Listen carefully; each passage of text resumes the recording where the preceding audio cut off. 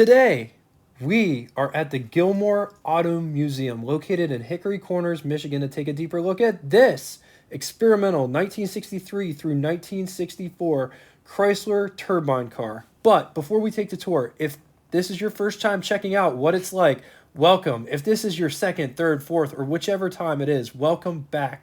This channel, we feature the classics, vintage, some exotics, lots of orphan cars that are off the beaten path. If that sounds like something that interests you, hit the subscribe button. Turn on the bell icon next to it to never miss a video. To start this story, we have to go all the way back to 1954. George Hubert and a group of research engineers wanted to test a new type of engine, the turbine engine. The turbine engine was a new engine design, and they wanted to see what it would be like if they put it in a car. But it wasn't as cut and dry as just taking an engine and sticking it in a car. They actually had a whole bunch of problems, like one, fuel consumption, two, up to that point, the turbine engine was a fairly new engine design, so up to that point, they were large and had to figure out a way to make them compact enough to fit in the engine bay of a car. Three, noise. Turbine engines generate louder noises than traditional piston engines. Four, acceleration. The acceleration wasn't great. And five, engine braking had to be overall function, as in, like, if you're going to downshift, you couldn't put a standard transmission on a turbine engine because the engine would spool up too much. So they needed a way to make engine braking part of the equation.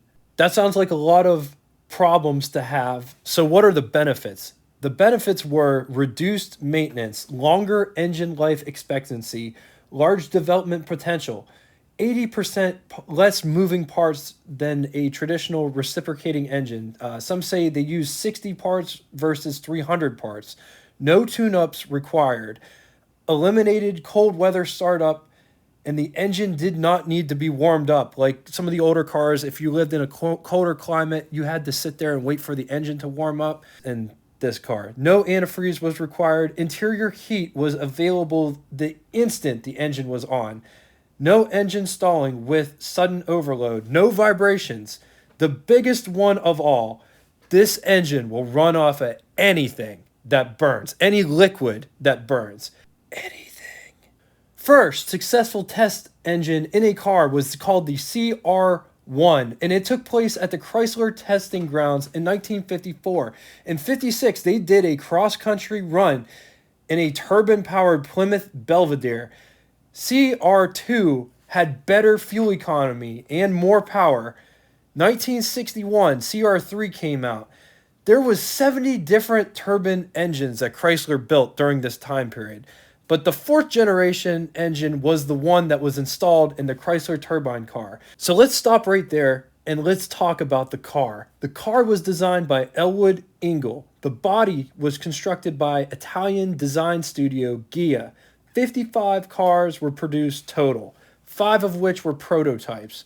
All turbine cars were turbine bronze. Some say a root beer color. It looks more orange to me. What do you guys think in the comment section? Sometimes referred to as the Engelbird because Engel worked for Ford before going to Chrysler, and while he was at Ford, he helped Oris design the Thunderbird, which one could definitely see the resemblance of the rear. The cars were built in Italy by Ghia, assembled, painted, trimmed, and upholstered, and then they were shipped to Chrysler's Greenfield Road facility in Detroit for final assembly. And the final assembly was installing the turbine engines, transmissions, wiring, heat, and radios. Fun fact, all Chrysler turbine cars had the same identical ignition keys. Let's talk specs. 201.6 inches long, 72.9 inches wide, 53.5 inches tall. It rides a wheelbase of 110 inches. The weight is 3,952 pounds. Engine, 2-stage gas turbine engine. It made 130 horsepower, 425 foot-pounds of torque, and it was mated to a 3-speed automatic torque flight transmission. Chrysler Turbine car featured power brakes, power steering, torque flight automatic transmission. Chrysler showed the cars at the New York City World's Fair and gave rides in them. The majority were lent to the public to try, called the user program. It lasted from October of 63 to January of 66. The way it worked was the family would get the car to try for 3 months at no charge other than fuel costs. 2 weeks before returning the cars to Chrysler, participants would be interviewed what they liked, what they didn't like about the cars, which helped identify some problems that didn't come up when the initial tests were done. The biggest ones were the starters didn't like high altitudes, and there was a really complicated, well, not complicated, but it was an 8-step starting procedure, and a lot of people didn't like that. When interviewed, the participants said that it was a smooth, vibration-free experience, the car was, reduced maintenance, ease of starting in cold climates. They also complained about some things. Some things that they complained about was the noise. It sounds a lot like a jet engine. 60% of them actually said they liked the way it sounded. 20% disliked it. Subpar fuel economy, slow acceleration. The fuels that were commonly used by the participants were diesel and home heating oil or natural gas. One has to remember gas was cheap during this time period. So like leaded fuel was the most common liquid resource available. That's why I think they only used diesel or natural gas. But other people did, like, they took it to Mexico and it ran off of tequila. It would run off of vegetable oil, JP4, jet fuel, kerosene, unleaded gas, diesel fuel. Basically anything with combustible properties in liquid form would power this car. More than 1 million miles were accumulated on the 50 test cars while testing.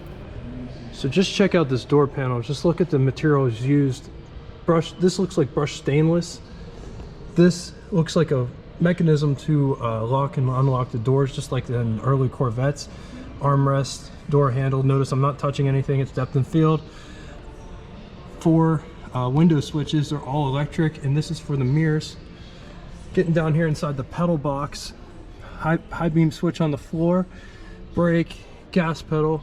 And just look at the way they designed the middle section where the transmission tunnel would be. It looks just like a turbine. And back there, that's ashtray for the rear passengers. Rear passengers also have armrests, and there's a window switch back there, as well as stainless steel trim piece.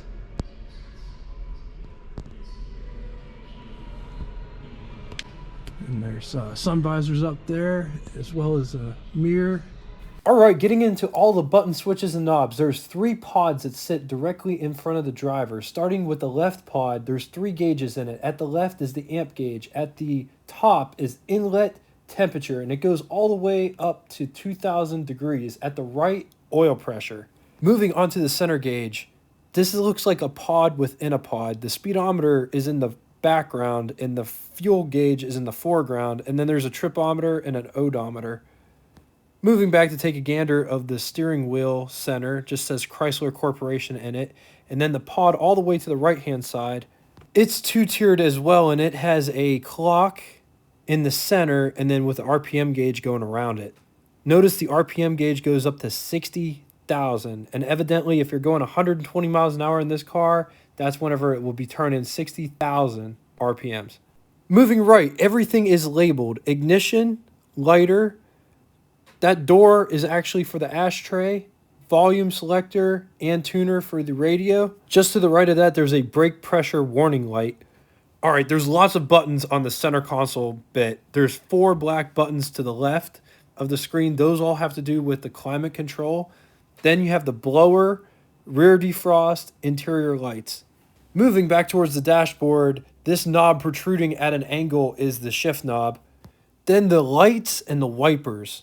Lots of information on this car, so I just included this as well as the rest of the button switches and knobs layout. If I missed anything, there it is. April 1966, Vice President Harry Chesebro pulled the 50 test cars from the user program. Chrysler destroyed 46 of the cars after the program was finished. 45 of them were burned and then crushed. 1 was destroyed at the Chrysler Proving Grounds. I was always under the impression that Chrysler didn't pay the import tariffs on the cars, and that is why they were destroyed. But the real reason was they didn't want these cars turning up on secondhand dealership lots. They were seen as a non-production or prototype car, and their biggest fear was people replacing the turbine engine with a piston engine. Chrysler continued the turbine engine program into the 1970s, but it ultimately failed to meet government regulations and had poor fuel economy. Out of the 55 cars, 46 were destroyed, 9 remain. 3 were saved by Chrysler. Chrysler still owns 2 of them. 5 cars were donated to museums. Henry Ford, Dearborn, Michigan. Museum of Transportation, Kirkwood, Missouri. Peterson Automotive Museum, Los Angeles, California. Smithsonian, Washington, D.C. The Gilmore Car Museum, Hickory Corners, Michigan.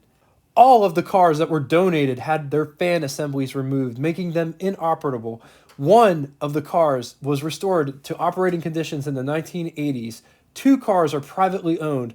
One originally was donated to the Hurrah Collection in Reno, Nevada. Then it was purchased by Tom Mogahan. He was the owner of Domino's Pizza. And then he sold it to Frank Kleps. The other belongs to Jay Leno. He has one of the ones Chrysler had. Remember, Chrysler had 3, now they have 2. That's where it went. I never met Jay, but I would love to. His runs and drives, I'll put a link in the description if you want to see his and hear it run and see what it sounds like.